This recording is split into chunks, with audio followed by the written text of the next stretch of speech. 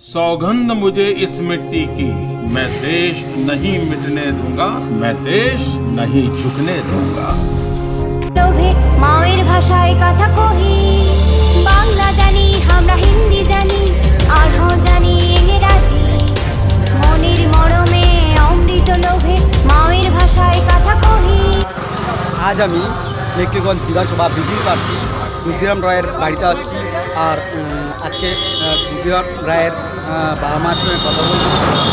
দুধিরাম রায়ের ছোটোবেলা থেকে বড় অবধি কীভাবে আজকের দিনে বিজেপি প্রার্থী হতে পেরেছে সেই সম্পর্কে আলোচনা করব।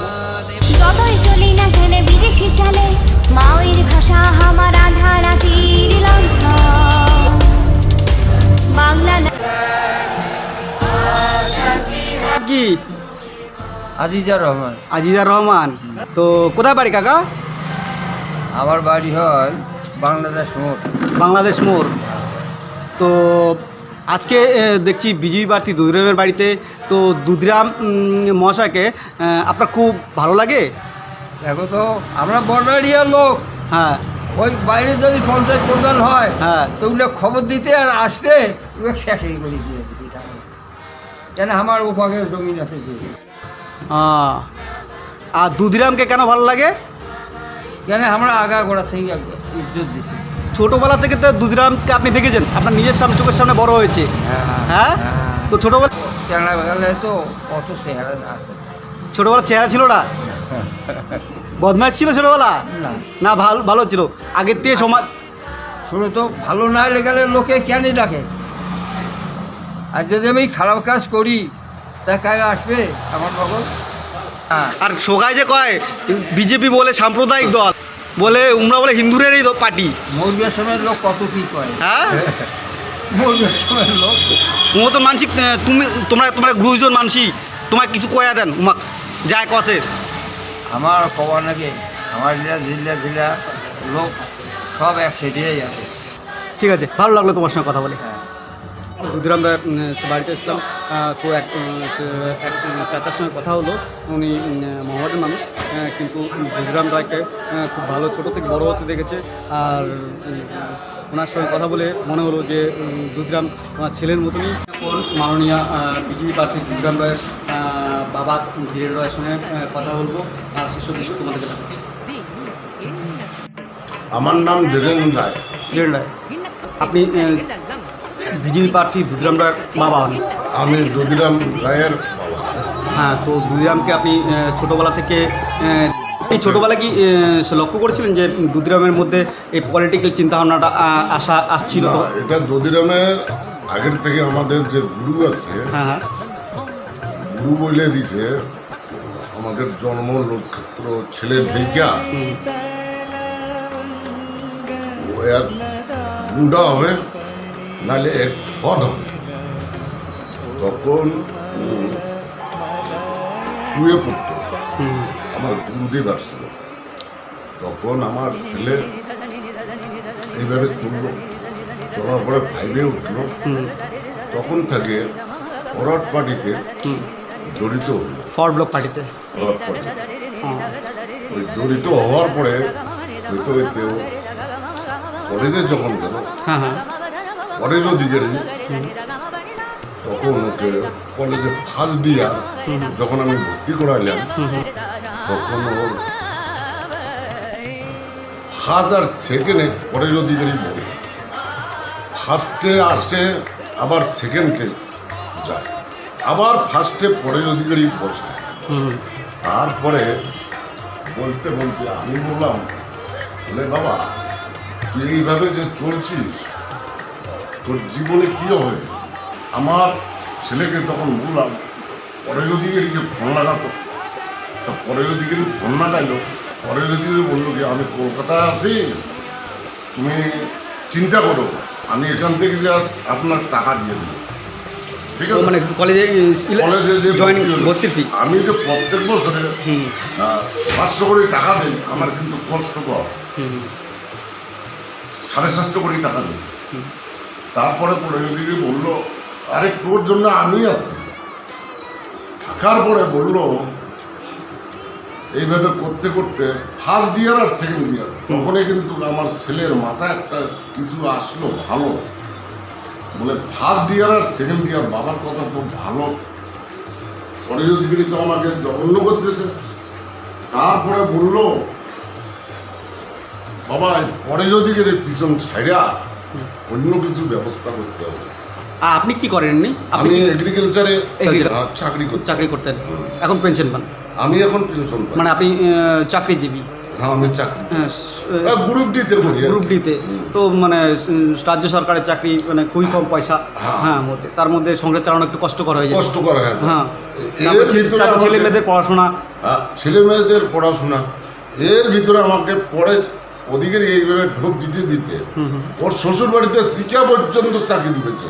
ওর শ্বশুরে ওর যে শালাকটা আছে পাগল, সে নামটা সই করতে পারে না, সেও চাকরি পেয়েছে ওর মেয়ের জন্য। হ্যাঁ হ্যাঁ, অঙ্কিতা অধিকারী। হ্যাঁ, ওর মেয়েকে চাকরি দিল ওর মেয়ের জন্য।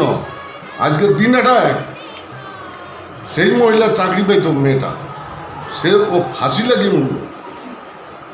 তাহলে পরে অধিকারীকে মানুষ চাবে না দধিরামকে চাবে? নির্দল যে হইল, পরে অধিকারী যখন টিকিট দিল না দধিরামকে, তখন তো দধিরাম নির্দলে দাঁড়িয়ে প্রধান হইল।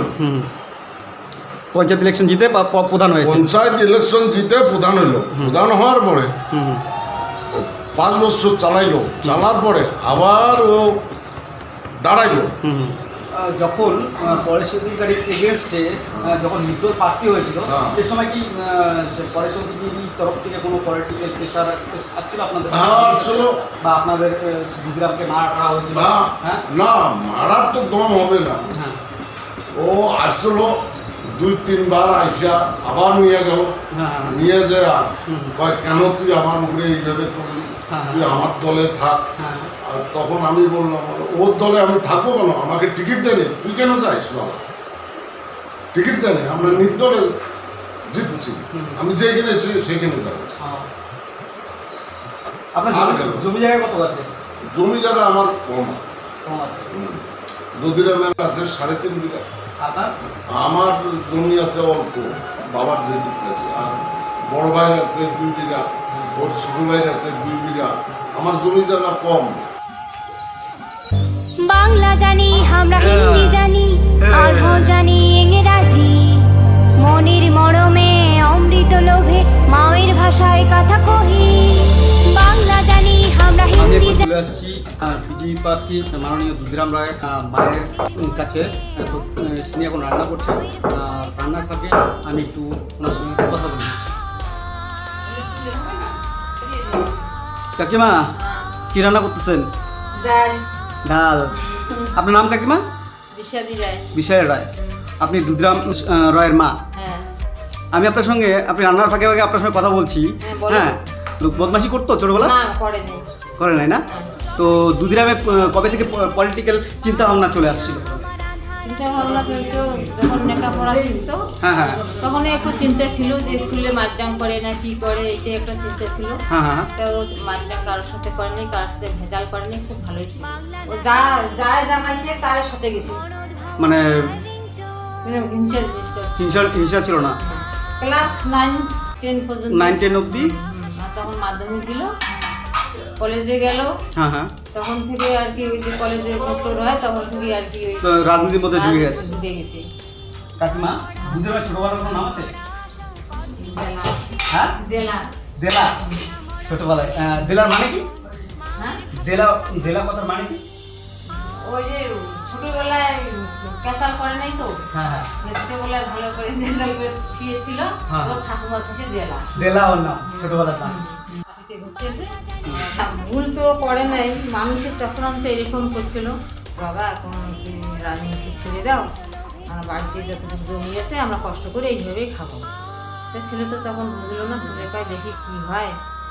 এই কিভাবে ফাঁসিয়েছিল? হ্যাঁ, কিভাবে ফাঁসিয়েছিল? ওই যে বলছে যে অঞ্চলের সব কিছু খেয়ে ফেলছে দধিরাম, তার জন্য কেস গাড়ি করছিল, মানুষের চক্রান্ত।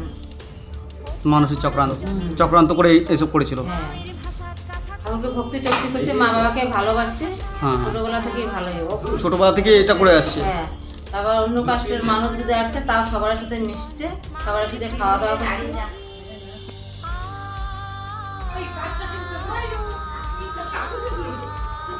আমি এক রাজবংশী বাড়িতে আসছি।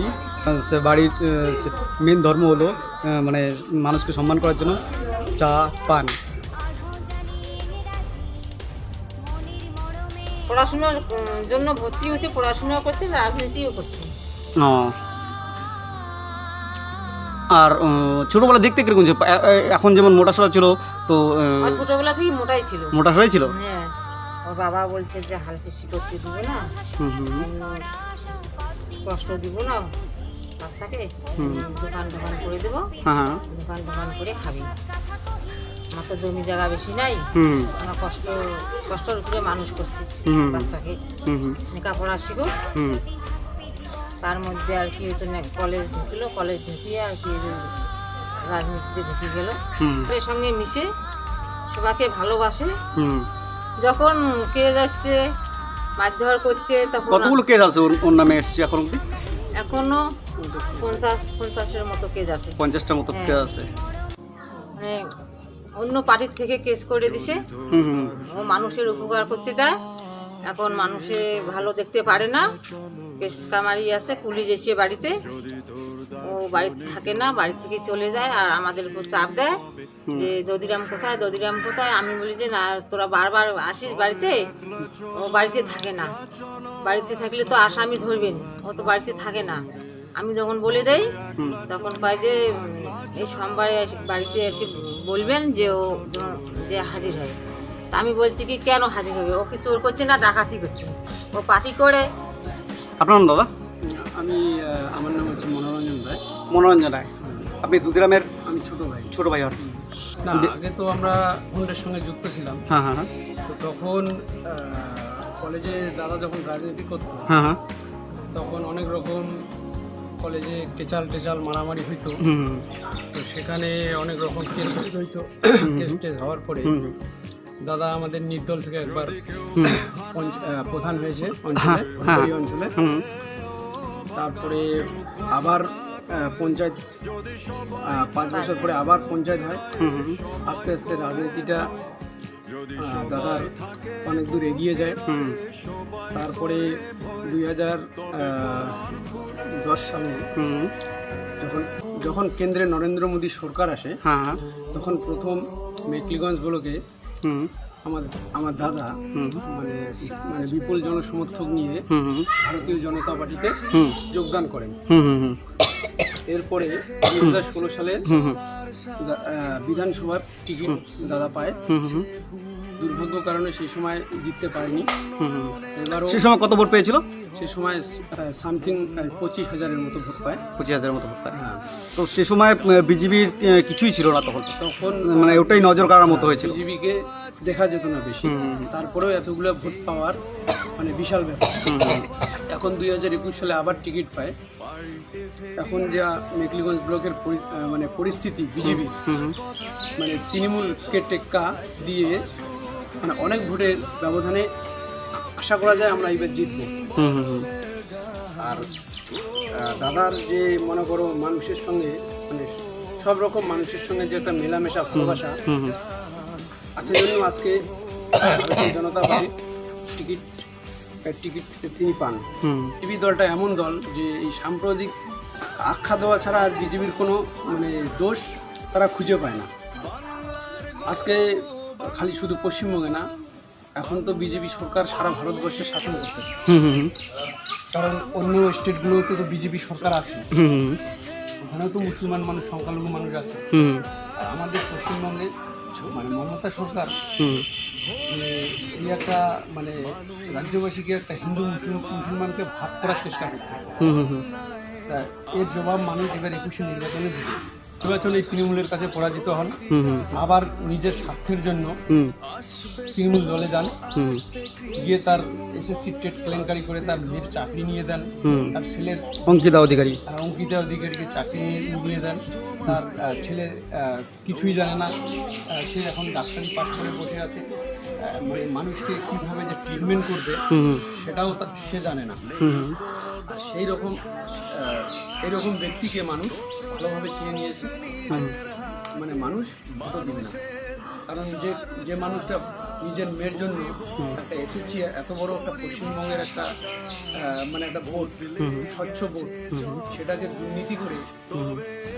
দুর্নীতি করে তার মেয়ের নাম ঢুকিয়ে চাকরি দিয়ে যে লোক আজকে এটা করতে পারে, সে 3 মিনিট টিকিট নেওয়ার জন্য কোটি টাকা ঘুষ দিয়ে আজকে রানিং এমএলএ বাদ দিয়ে তাকে দেয়, কোটি টাকা ঘুষ দিয়ে টিকিট নেন, তার মানুষ এবার ভোটের মাধ্যমে জবাব দেবে।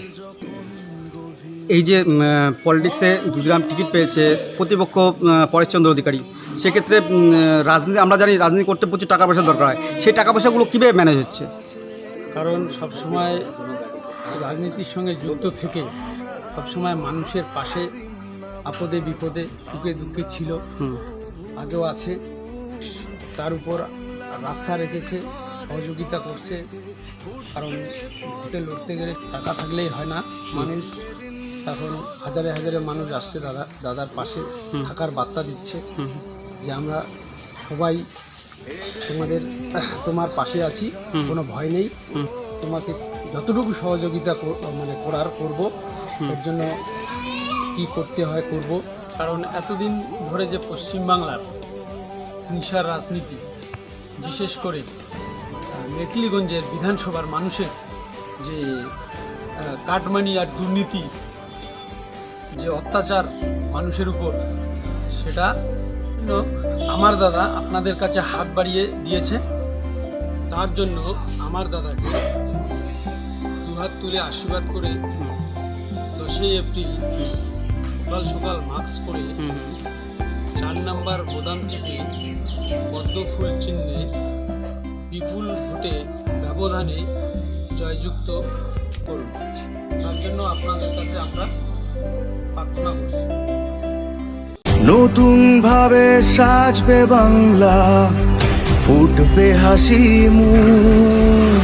মেখলিগঞ্জ বিধানসভার মানুষ মনের মধ্যে তারা পদ্ম ফুলকে গ্রহণ করে নিয়েছে এবং 2021 সালে 2রা মে এই পশ্চিমবাংলা থেকে